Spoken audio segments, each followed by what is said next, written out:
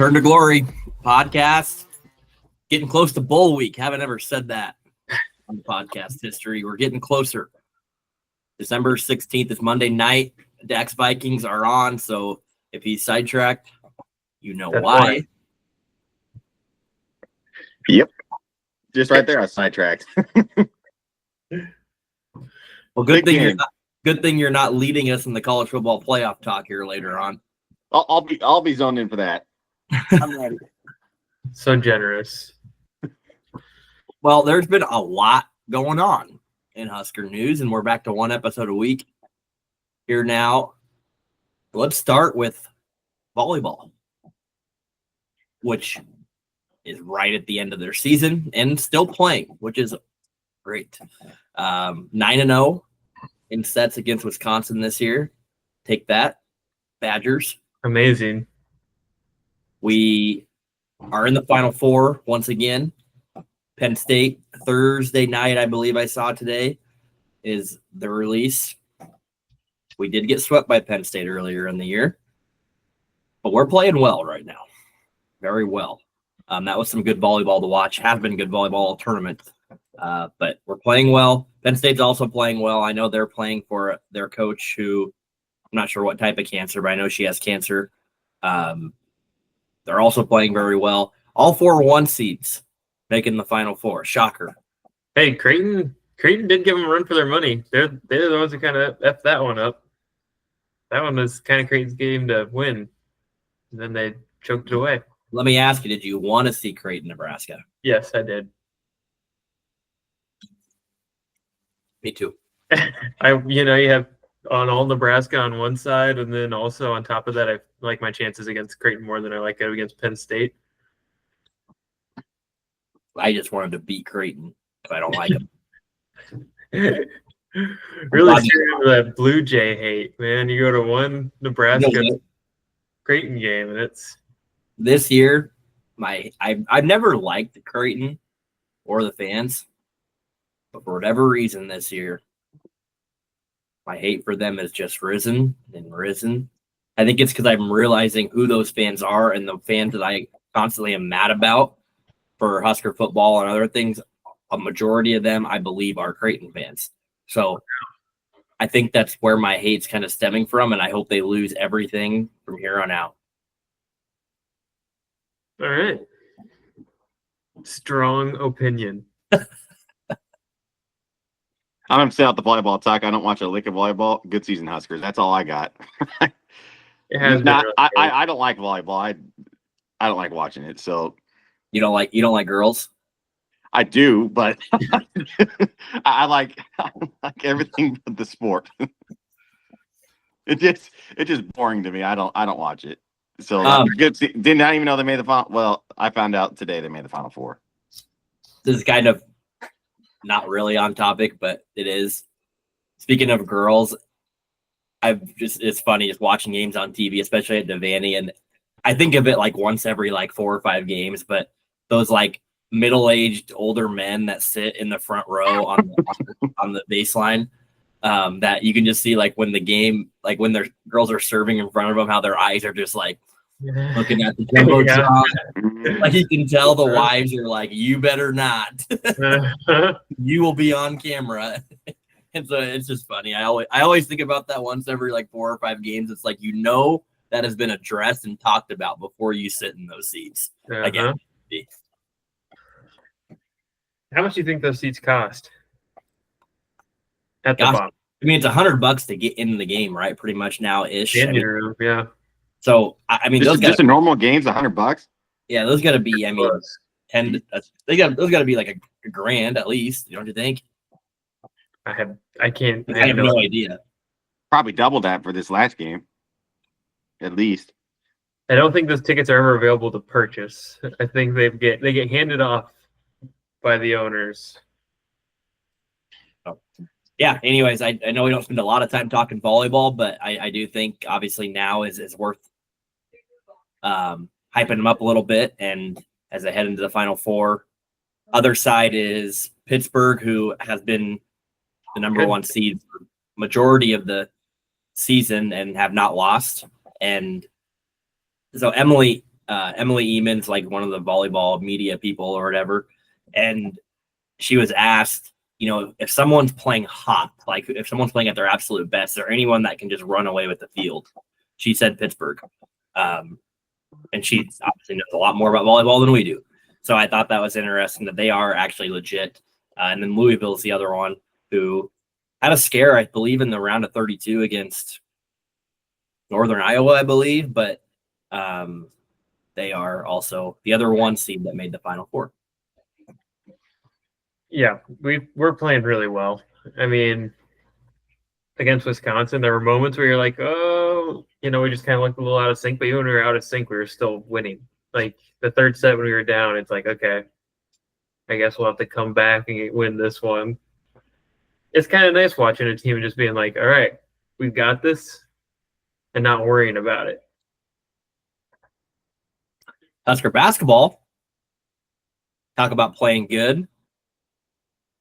We beat Indiana at home by, I believe, ended up being 17. Ended the game on like an 18-1 run, I believe. Yeah.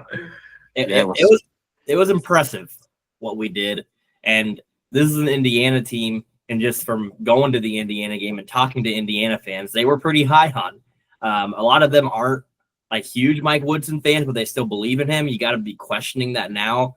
They got the Ballo from Arizona to add in there with Malik Renew. I mean, they had some players, and Nebraska did a very good job of defending them, especially when we needed to late. And then our system, our style of play that we run in the half court that has continued to improve under Hoiberg wins out when we don't go on scoring droughts. And we're seeing less and less of that now. Juwan Gary, Bryce Williams, two guys that we knew had to stepped up big. Bryce dropping, I believe, 30 points. Big Ten player of the week. So it was an impressive win. And I guess our second conference game, right? You have those two, and then you go play a couple more non-con, and then you get really into conference play after the first of the year. It's good to win one of them. Good to go 1-1 in conference play here to start it off.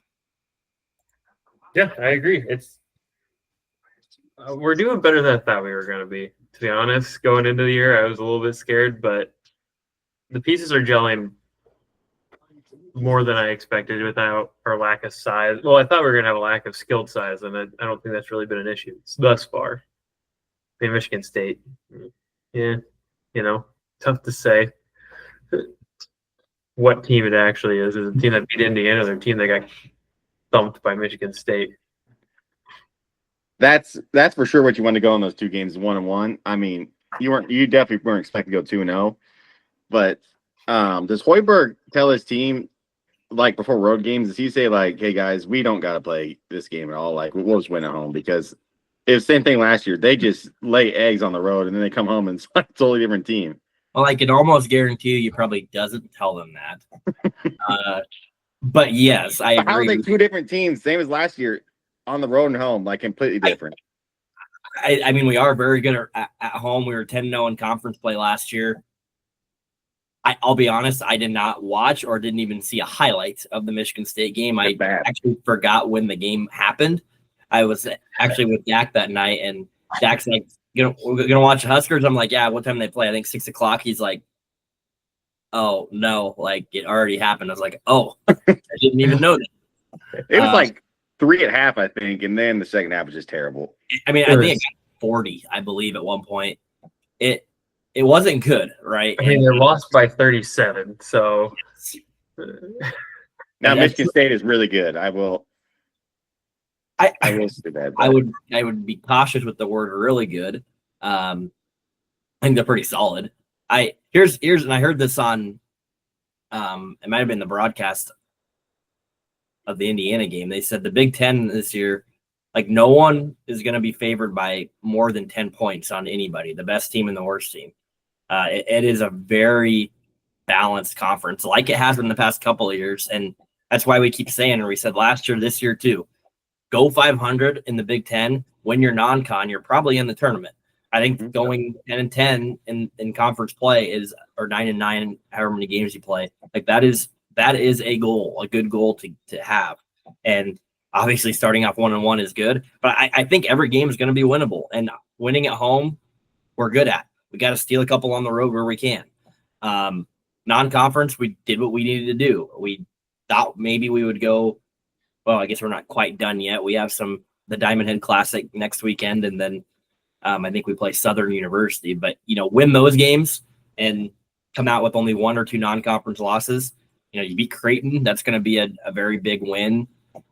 Hopefully, if Creighton continues to play well, I think we're in a good spot. But obviously, the Big Ten schedule is not going to be easy. It's going to be week in, week out, tough games.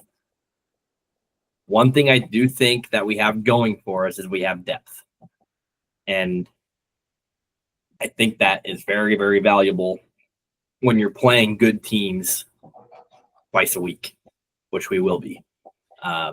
Not that, Bryce and Juwan can go off like that every so often, get a night from Raleigh, get a night from Recision going off. Like, we have those different pieces like we had last year where different guys have the ability to produce for us. I think that's big in the Big Ten, that you're not just star-centered on 1 or 2 guys. Yep, and don't get me wrong. It's nice if you have that one guy that, when you have that scoring slump, it's like, all right, just pass it to him. Eventually, he'll get you a bucket and get you out of it. Which, Bryce might be that guy for us. Maybe he's had games where he's shown that, and then he's had games where we're like, where are you? Like, what are you? You have 2 guys that could be that. Season a little bit less, but Bryce would be probably your go-to. Well, I'm glad you didn't say Juwan, because I thought that's who you were going to say. I know you're MVP, if I remember correctly. You've always been you've been high on him, and I know you just bought a jersey. Yep. Jersey. I will say I love watching Juwan play. I think he's like the glue guy that you need to have on your team. The toughness, hard work defender, obviously, but he still can make shots. He's not a bad 3-point shooter, and he always seems to make a big time play when you need it. So I think he'll never be your go-to scorer. That's for sure. Yes. So, anyways, I do think the Huskers are. Like Austin, you said, I think we're doing probably a little better than where expectations were coming into the year. I would agree with that, especially after watching the first couple of games. I was like, oh boy, like this team's going to struggle to score. Well, and then you see the first couple games, they struggle to score, and then you see the Michigan State game, and it's like, okay, now we're playing real teams. So it is. It's a good year to be in a conference that, maybe good or bad, that there are just a lot of balanced teams. Like, find a way to win those games. And I think this team and Hoiberg's teams are doing a much better job of finding a way to win games, close games.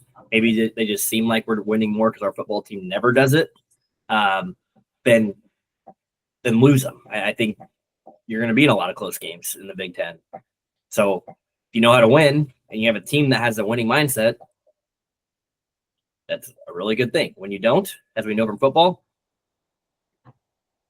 we can pull up the chart of what the 1-score losses look like. Nope. Not pretty.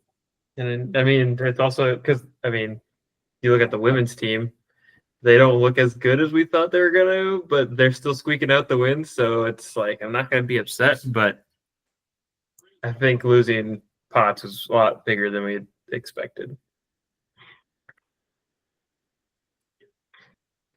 All right. Let's move on. Let's move on to transfer portal talk. Yay. Because we're going to continue.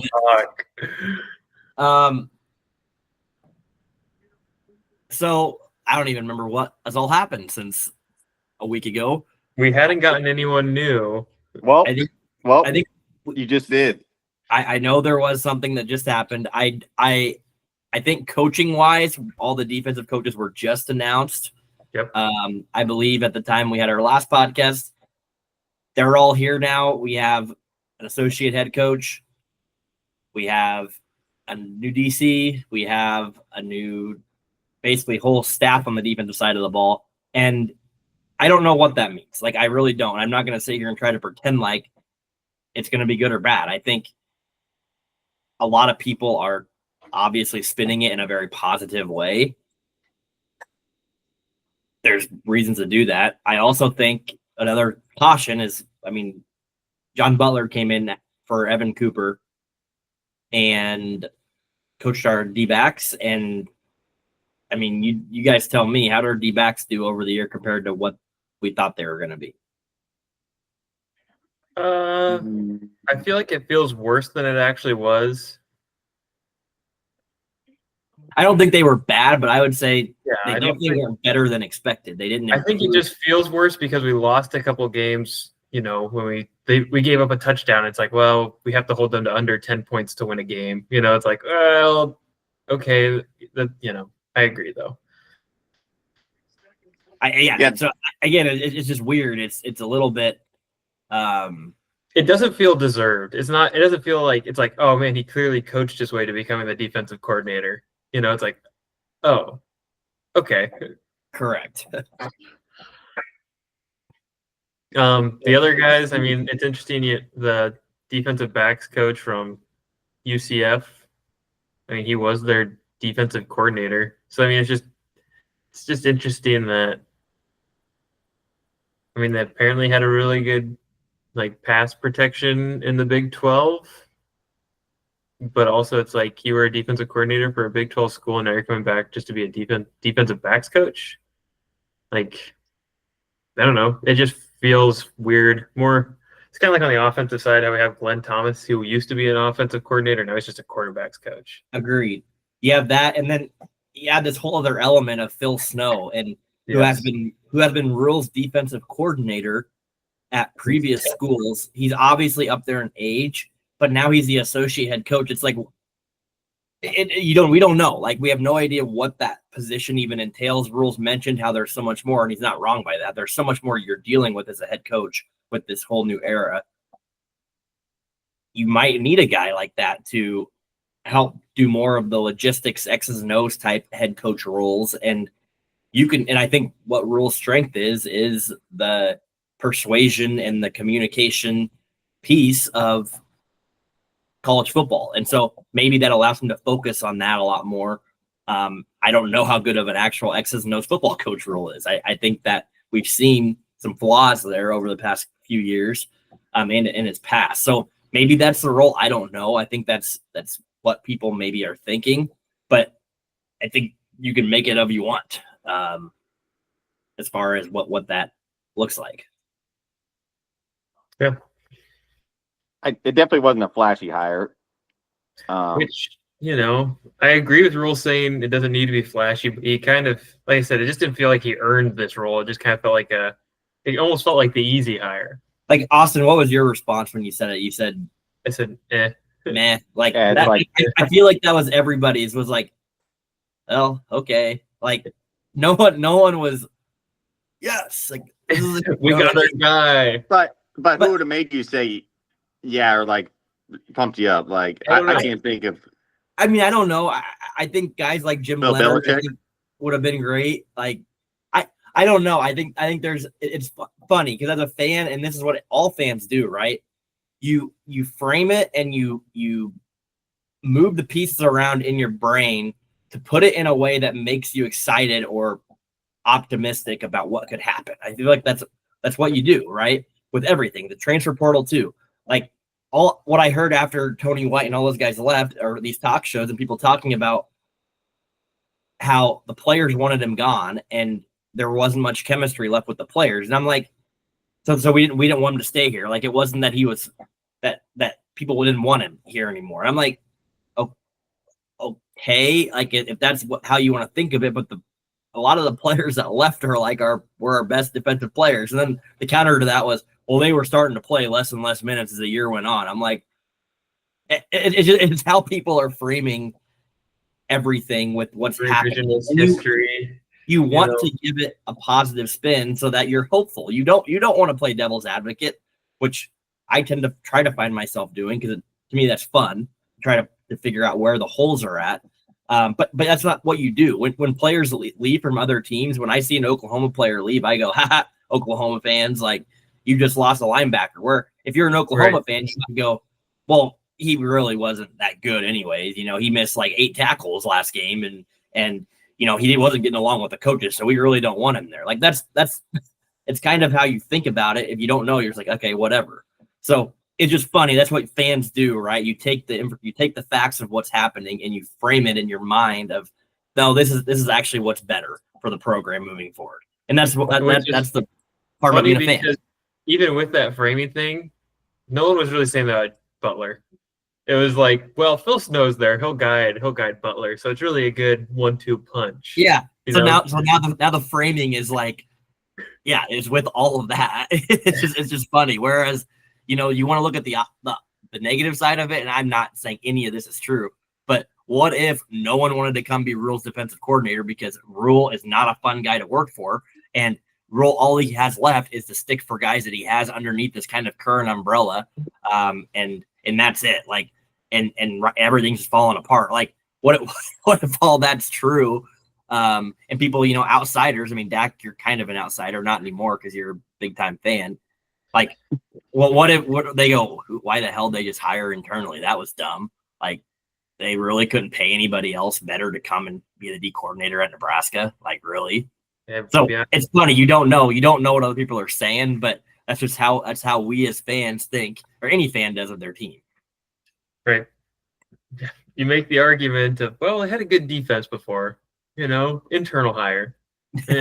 Yeah, it's like, oh. I will say though, you look at the players who transferred out, not all of them followed Tony White. I think there's only been 2. So let's go through this here. We've mentioned a lot of guys, so I'm kind of going chronological order. I'm going to go offense and defense, and I'll say a few guys and we can comment on it. Gabe Irvin still to be determined, but he is in the portal. Stephon Thompson did follow Tony White to Florida State. Jamari Butler right now is sitting between LSU and Florida State, most likely. Prince Will Umanyalan went with his brother at Ole Miss. Mekhi Bayer, the other defensive player, he's also still to be determined. And then James Williams, Florida State. Vincent Jackson, to be determined. And then Keona Davis. He's back. He's back. So he's the one that did return, and we've said that players can return after entering the portal. So those are most of the defensive guys here. Bertie Tagaloa is another one to be determined still. I don't know what to make of it. I don't know. Like, it's the portal, and there's so many reasons why people enter. I've heard too, people are just entering just to say, hey, pay me more money and then I'll come back. See how much you can get. Can you get me to 6 figures? Oh, you can't? Okay. Then I'll stay in the portal. Oh, you can? Okay, I'm staying. Like, I don't know. I think the money's part of it. I also don't think it's the end all be all like some people are making it, but it's definitely a big factor. Yeah, there really hasn't been that much movement. That I just thought it was interesting that only 2 of them have committed to Florida State after everyone was like, oh man, Tony White's leaving, everyone's going with him. And it's just like, well, maybe not. Maybe this was always going to happen if Tony left or not. Very possible. Go ahead, Dak. I can't believe more people didn't follow with Tony White because that's usually what happens. Well, Florida State already has athletes. There probably just isn't room for them. Yeah, you have down these roster cuts too. It just makes it harder. And the thing about the portal is the players have all the leverage right now. Like, these coaches have nothing to like say, let's just go Raul. He wants to leave. Say, pay me $1 million more, else I'm leaving. Wasn't there some Brady Florida player demands? Is that real? I don't know if you guys saw that where like he was like demanding a certain play time to go back to Florida. I don't know if it was real or not. It's some linebacker. They can ask for whatever they like. They're basically their own agents right now, and the coaches have nothing to like, no control over it. Well, and I'll say I wouldn't say no control, but they a little, I guess. The players are. I mean, I don't know this 100%, like all of them do, but I know a lot of them are having agents, quote unquote agents, work for them and are advising them, hey, here's what you should do, what's best to offer you. We knew it was going that way. That's not a secret that's happening. That's where I think the coaches the coach that how we frame it, we want to believe Rule is this very good persuader and understander of the new era and being adaptable. That's a big advantage, right? Because when it is really hard and the coaches really have very little say in things, if you have someone that can take advantage of that and be a little bit better than said coach at A or B from a different school, that gives you a big advantage. I think Rule and Dana had a big part in getting Emmett Johnson to come back.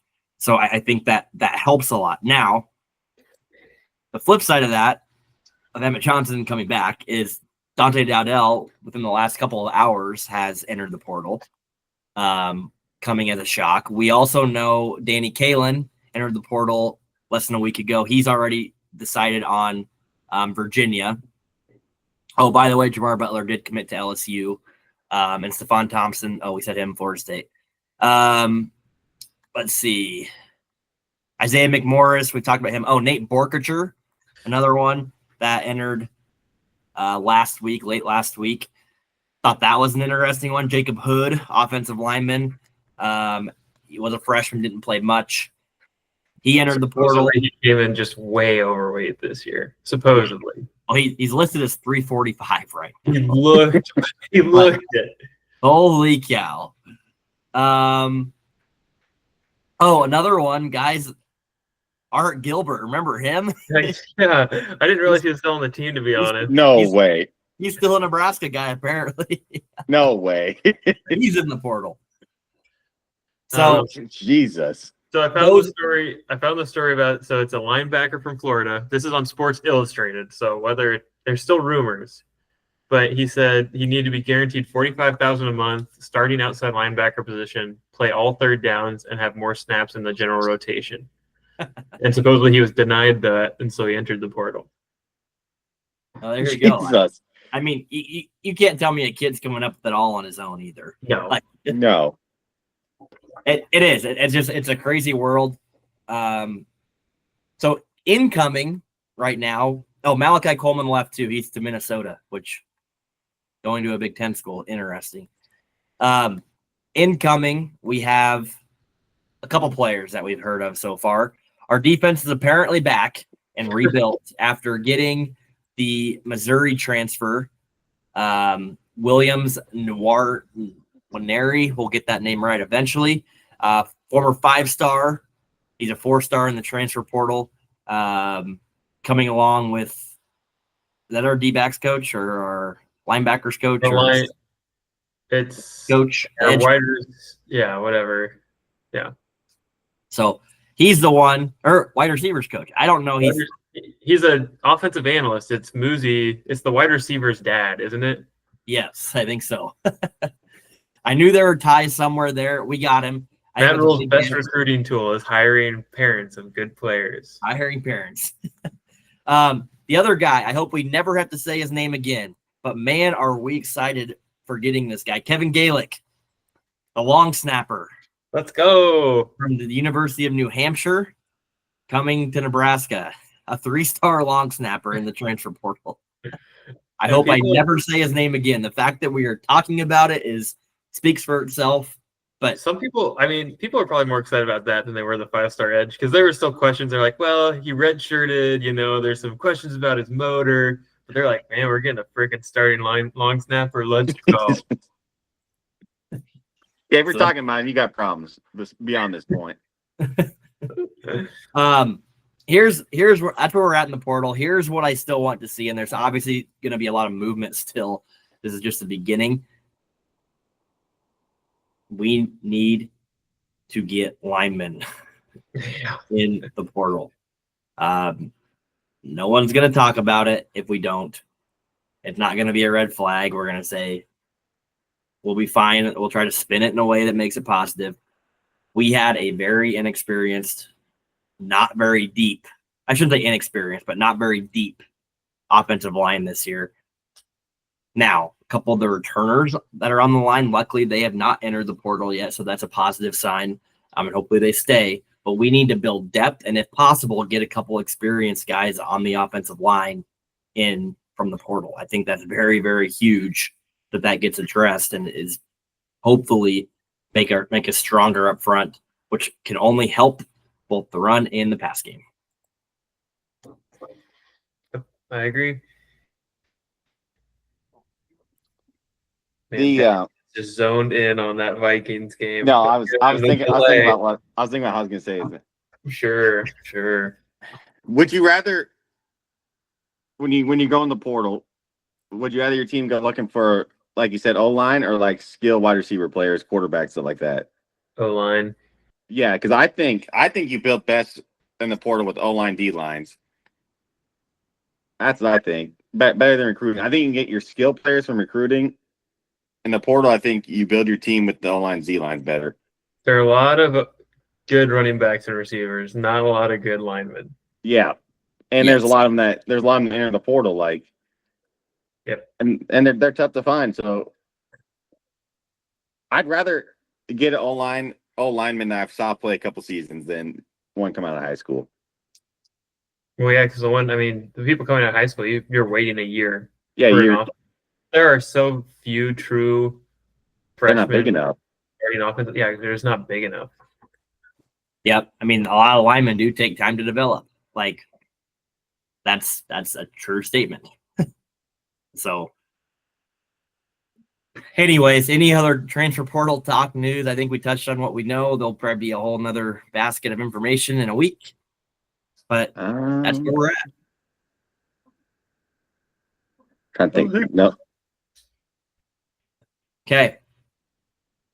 Next up, bowl game and playoff talk. I have a little bit of a surprise, little fun game that I think we did this a few years ago with Austin, but now we get to do it with Dak and Austin. So here's what we're gonna do. I'm gonna list off, and don't cheat. Keep your phones away, screens away. I'm gonna list off 10 either real or fake bowl game names, and you guys have to say if it's real or fake. Bowl game names? Yes, names of bowl games. Okay. And you got to say if it's real or fake. We're going to see who gets the most right out of 10. Okay. Okay. There were some new ones this year. I was like, what the? I've looked through them, and I'm probably still going to miss them all.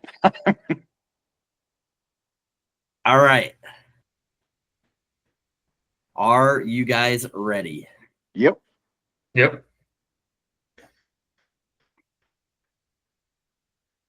Let's see. See if I want to start with a real one or a fake one. I have my list. The Pinstripe Bowl? Real. All right. Ready? Each bowl. Here's number one. The Capital One Ventures Bowl. Fake. Real.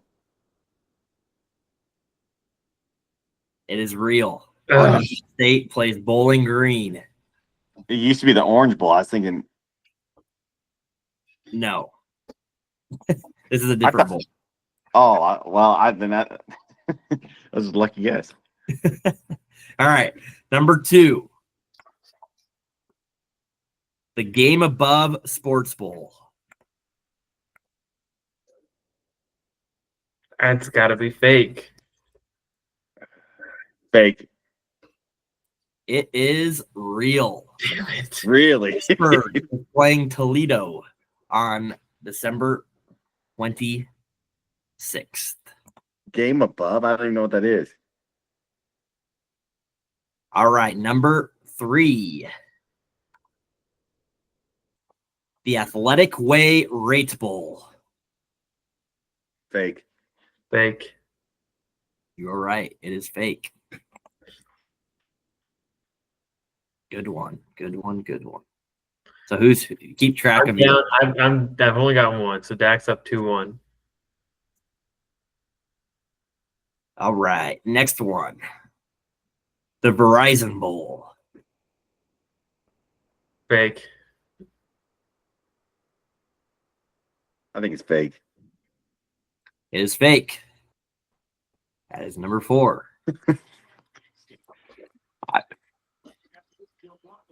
You liking this, Dak? Yeah, because I'm trying. I looked through the list like not long ago. Wow, you should have. You did the football landscape. Yeah, All right. Next up. I don't even know who sponsors the Pinstripe Bowl, but we'll see. It's the Bad Boys Mowing or something. Is it? It used to be New Era, but I didn't know if they changed it. It is. Yep. It is the Bad Boy Mowers.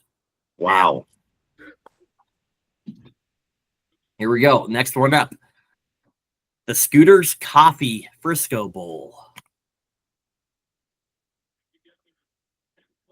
You go first, Austin. I know this one. No way. Oh, well, I know it too. It's real. It's real. It is. It's tomorrow Did night. you watch PTI today, Dak? Huh? Did you watch PTI today? Nope. They talked about it in PTI I mean, today. I watched it. I had it on the background. Yeah. That was their opening talk. Huh. Well, not a segment. It was the Kornheiser joke. Who's playing in it? I don't know. All right. Next one up. The Athletica New Mexico Bowl.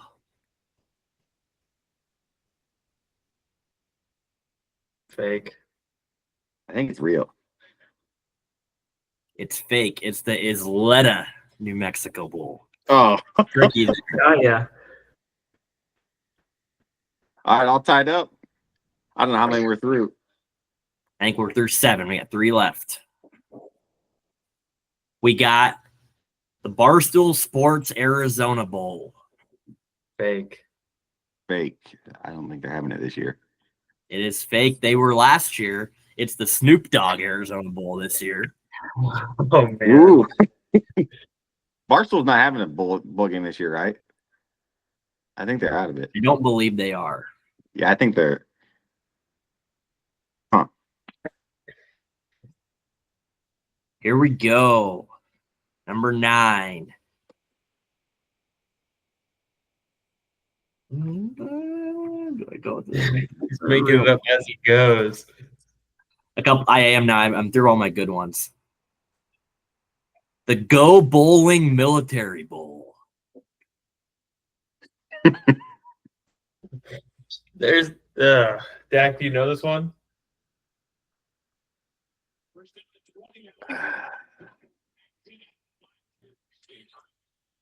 I think it's real. I think it's real too. It is real. What a name. The go. All right. We're still all tied. Here's number 10. We'll see if we can break it. The AVA Distribution Las Vegas Bowl. Oh. I'll go real. I don't know. Honestly, I was gonna say fake, so I have to go fake just so we don't have a tie. What did you say, Dak? Real. It is fake. It is the SRS Distribution Las Oh, Vegas. come on. I knew something like 7 out of 10, not bad. Not bad. Not bad for Austin. Better than Dak, who did not know or apparently just looked at him. not long ago either. All right. Well, yeah, that was the bowl games. A lot of them. Some of them. They're kicking off. I guess they kicked off on Saturday. No, we already had one. We did have one, but now we're in the midst of bowl season where there'll be games about every night, starting tomorrow night.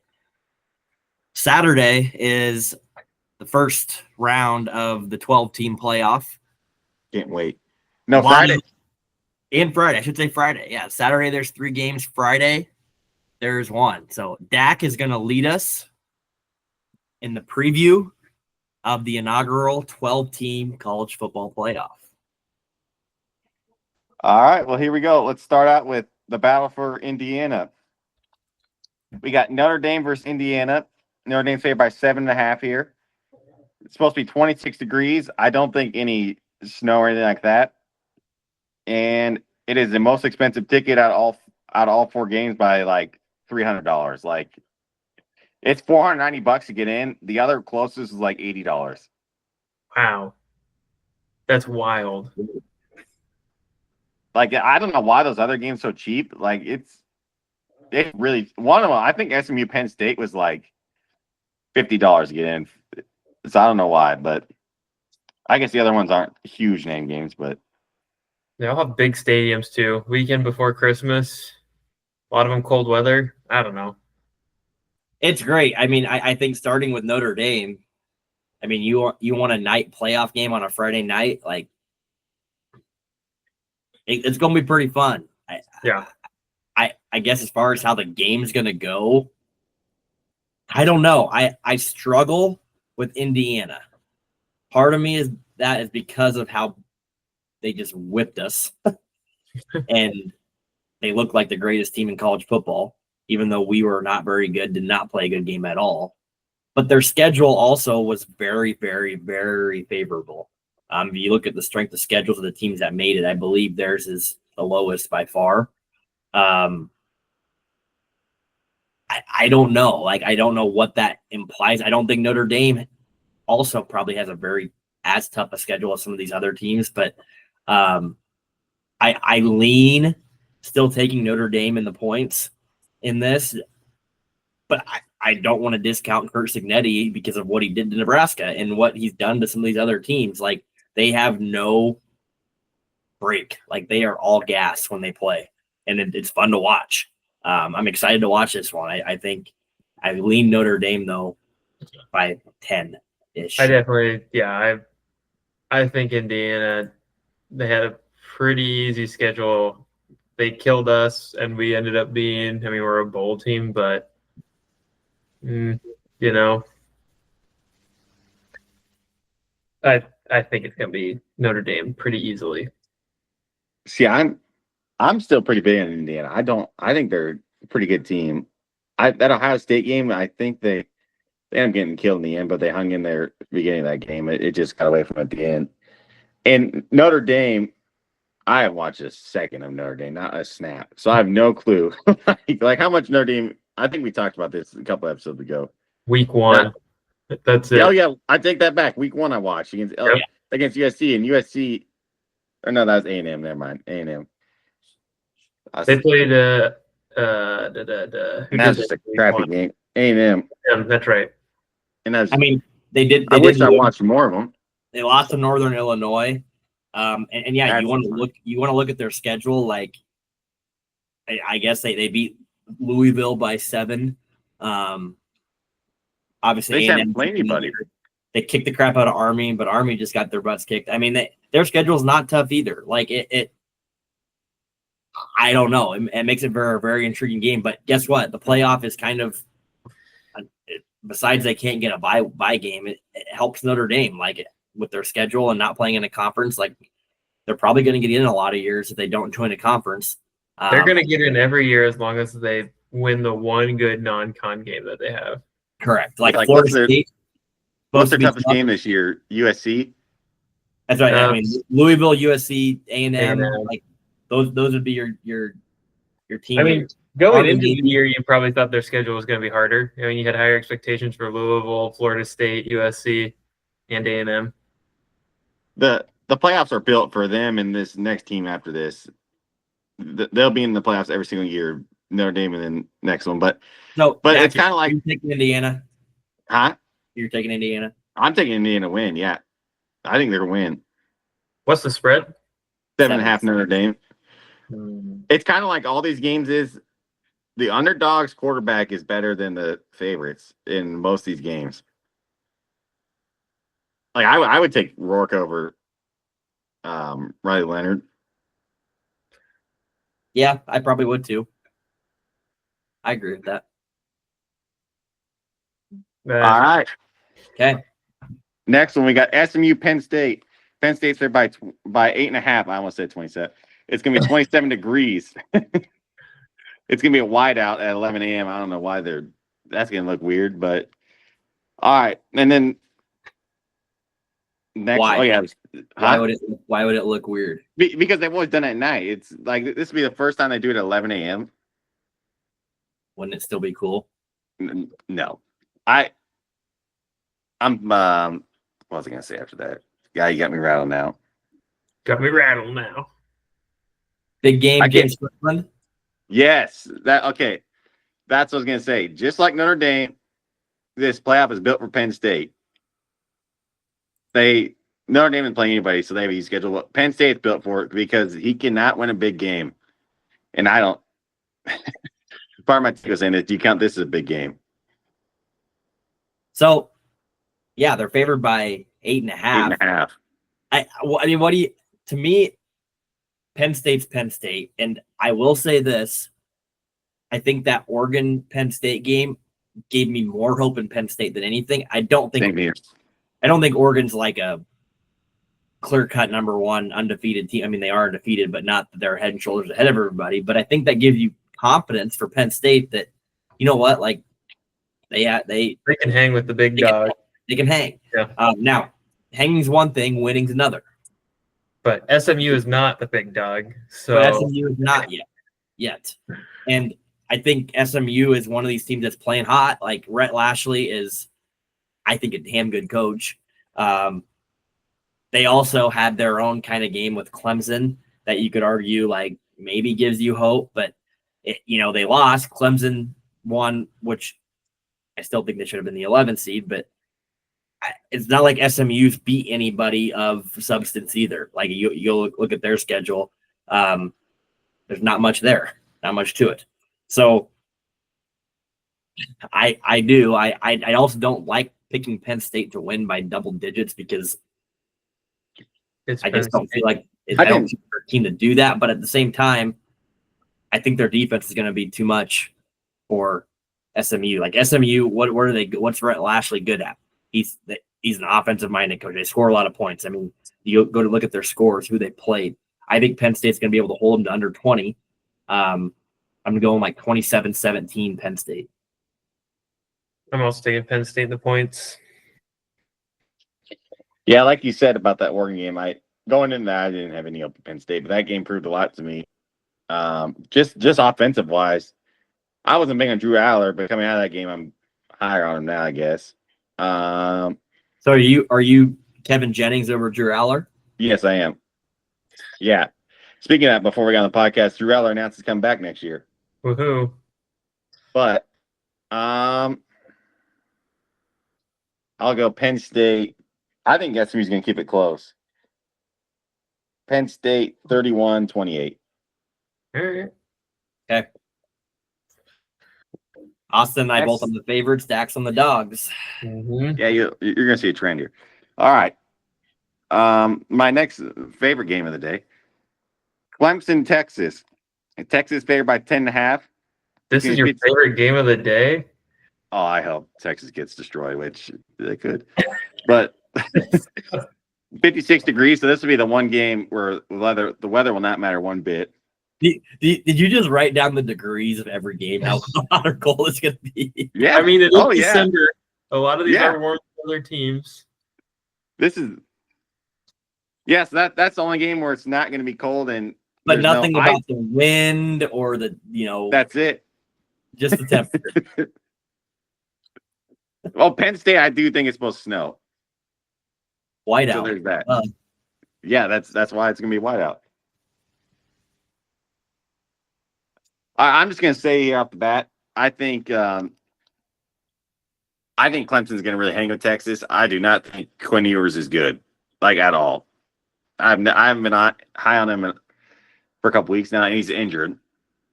Arch. Now, if Quinn Ewers starts sucking, do they pull? I thought they were maybe going to pull him in that SEC title game.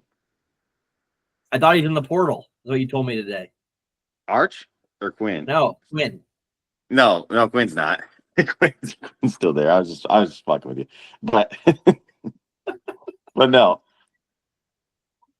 I think Quinn Ewers is a very short leash. If he starts sucking the playoff game, I don't think they're going to be scared to pull him at all and put in Arch. So I'm taking Clemson in this game just because if Quinn Ewers plays, Arch Manning comes in, then Texas wins the game. So there you go. So I got my bases covering both sides in that one. I'm definitely taking Texas, but I'm giving Clemson points. I want to be different. I'm trying to think of reasons to pick Texas. Here's the thing. I still think that Clemson's a solid football team and good. I thought that all year. I also have not been able to figure out Texas and what to think of them. I think coming into the year, everybody thought, oh, it's the big bad SEC. Texas is going to struggle. Well, guess what? They did not. They also didn't play anybody. They didn't play anyone, huh? Yeah, they did play Oklahoma, but that's nobody. So I guess that validates that. Oh, They didn't. They played Georgia and lost twice. Yeah, I mean, I do agree with that, and their schedule was not strong in the SEC, but they did what they needed to do to get to this point. I just think that's too many points. I'm taking Clemson. I actually this has nothing to do with the fact that you hope this happens, but out of all the dogs in the value you're getting, I would take Clemson money line for value there. I think they can beat Texas. I do. I don't think that Texas is great, and I think Clemson has been here before. And even though Dabo is an anti-portal, anti all this new era stuff, which I think is going to bite him very, very soon, if it hasn't a little already, I think they got momentum. They're rolling, and I'll take them outright. You're taking Clemson to win it? Yep. Wow. I'll go with you. Clemson gonna win this game. So I've got 2 out of 3 underdogs winning now. Now, Club Neck over yours, would you take him?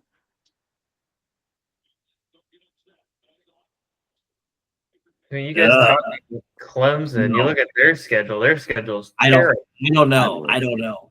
I would. Who did Clemson play that was good? Nobody. No one. They got thumped by Georgia worse than Texas did in either game. And then they lost to Louisville, lost to South Carolina. They beat SMU. But outside of that, their best win is. Did they play Miami? Nope. SMU. Their best win is SMU, and beyond that, is it Pitt? Florida State? Yeah. You just took them out right. You messed up, Dak. I still want them. Texas Give it to me.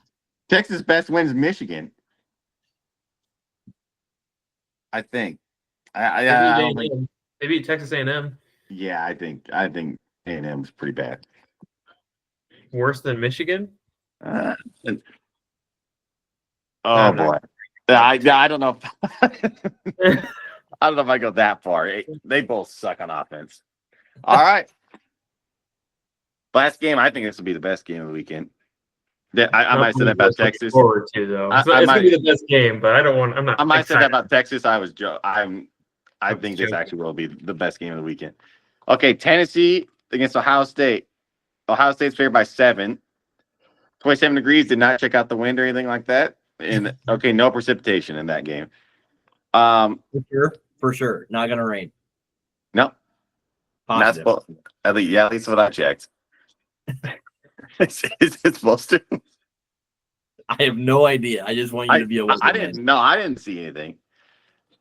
So in this one, the Tennessee fans found the code for the Ohio State season ticket holders, and they came in and they have bought 40% of the tickets. So might be a lot of Tennessee there. They're trying to check it out the stadium. Like, what's your thoughts on the game? Oh boy. Oh, boy. I just don't know. I don't know how Ohio State's going to come out after losing to Michigan. If they've just completely given up on the season or what. So, what is the ramification from the flag planting? Are there any players that are suspended during this game that matter? I have no idea. Okay. It is a felony though now if you plant a flag on Ohio State's field. I did see there was a bill. There was a bill introduced. I don't know if it got passed. But which might be the most Ohio State thing I've ever heard. I just don't. You'll be able to tell really early if Ohio State's giving up on the year or not. Like if their heads in the game after that Michigan loss. I don't think I don't think Tennessee's that great either, though. God, this is the one I'm back and forth on. I don't know. Come back to me on that, and I'll have a pick for it. Austin. I don't know about that game one bit. I think I'm gonna take Tennessee outright to win. You like Nico? Ohio State, sometimes they're like, I mean, we almost beat them. Sometimes their offense just stalls out. I was gonna say I have a very bad taste in my mouth Right. for Ohio State because of the fact that we probably should have beat them. Like we didn't. Another 1-score loss. I don't know. And the loss to Michigan too is like, yes, they like, lost 10-13. Like, I mean, it wasn't like a shootout where they just. And you know what? Sometimes rivalry games, I get it. Like that can happen at home. Ohio State, that's going to help. Like you said, Dak, this is going to be a fun one. Like it's going to be rocking on Saturday night. Tennessee fans are also one of the best fan bases in the country too. So I'm not surprised that they bought all those tickets. But my favorite bet of the weekend, and maybe one of the year, is Tennessee plus 7.5. I do love that. I love it a lot. Ohio State's not going to win by more than 1 score. I just don't think that's going to happen. It's crazy to me that spread is so high still. And maybe Vegas knows something, but I agree. Tennessee's not world beaters, but man, they've played some damn good games. They haven't blown anybody out really, but like I do like Nico. Like I think he's a very good quarterback. Will Howard, he's had his moments, but man, I don't know that he's the explosive type of quarterback that Chip Kelly thought he was going to be. Yep. So I do. I like him kind of outright too, but I mean for sure plus 7.5 because even if Ohio State wins, they're going to win by a field goal or a touchdown. Like it's going to go down to the end. It's not going to be a 2-score game in my opinion. I think it's going to be within a touchdown. So it's my favorite of the weekend. I would trust that a lot, but I'll probably be completely wrong. Screw it. I'm gonna take 3 out of 4 underdogs to win outright. I think Tennessee might blow them out. I'm not. See, this is where your logic just never makes sense to me because you're struggling to pick a 7.5 point spread, and then all of a sudden you go, screw it, I'm taking an outright winner. I was struggling on the score. I wasn't struggling on the spread. Tennessee 34-24. I don't think Will Howard is very good. Dak says alt line it. Dak says grab it up to 10. Yeah, I do not think Will Howard's that good. And again, with the underdog quarterbacks, I think Nico's a lot better. So I will say this just overall on these 4 games, and I know I took 2 of the favorites with the points. I do think it's fun and would be worth doing some fun little parlaying or putting some games together of the underdogs. All these spreads are over a touchdown. I think people may be a little surprised by that given that the way college football has gone. I definitely am. College football has just been a parody this year. It's been no good teams, no great teams. Right. What outcome during the playoffs is going to surprise you the most? Like, I mean, this first round, if SMU or Penn State, probably the rest of one's I could see that. But even that one, I'd be like, okay, like Penn State. I agree. Penn State's still Penn State. Like, I still would not be surprised that happened. It might even be fun putting, $5 on all 4 of the underdogs to win outright. Like, that'd be a fun little thing to see. I think all these games are going to be pretty close. Now, if I'm looking at an individual game, that's where I could see, Notre Dame could just be that much better than Indiana. Like, that very well could be the case. But as far as just the parity and the way the year's gone, like, it could go in either way. And that's what makes the playoffs, I think, a lot of fun now, especially now that we're playing. I mean, look at the 4 locations we're playing at, guys. Look at the 4. Notre Dame, Penn State, Ohio State, and Texas. Like, it doesn't get some of the best stadiums in the nation. It doesn't get much better than that as far as capacity and just the fan bases themselves. So it's going to be a fun weekend. I'm pumped. I think the future for the playoff is very, very bright. Some people I know are like still trying to give their revamped structure and what it should look like, and how this team and that team got screwed. Like, I get it. I mean, I think I would have rather seen Alabama play Penn State, but I mean, I'm not going to sit here and argue why Alabama should be in over SMU based on their schedule. And I mean, hell, you lost to a nobody in Oklahoma. Right. Just win. Just win. If you really were worried about that, just win. I just got a text. Don't be surprised if Dowdell ends up a Michigan Wolverine. There you go. That's your inside information. Got a big offer from Michigan. Whoa. I think they need to worry about the quarterback position a little more. Unverified source. Michigan? Yeah. Aren't they getting that number 1 recruit? Yeah, they're getting the 5-star recruit that Dave Portnoy purchased. Yep. He did end up coming? Yeah. Okay, I missed that. All right. Just a lot of things sometimes, Dak. I read that he was trying to buy that guy, and well, it worked out. There you go. Why not? You're able to do it. Why not? Why not stick with the homeboy that beat Ohio State? What the heck is his name? I don't know. Terrible quarterback. But anyway. How's my boy Jordan Addison doing? Bad. Bad? They haven't done anything second half yet. And in fact, I think the Bears just went down and scored. Yeah, it's getting close. I don't know. I have the Vikings defense, so. All Okay. right. What Well, else? We got anything else? That's it. Bowl week, volleyball Thursday, basketball, I believe, Saturday or Sunday. This weekend will be a fun weekend of sports. Another volleyball on Sunday, probably.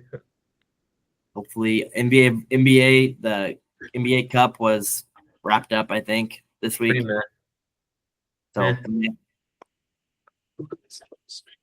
Dak, we better let you go. You can't take your eye off this team. Nope.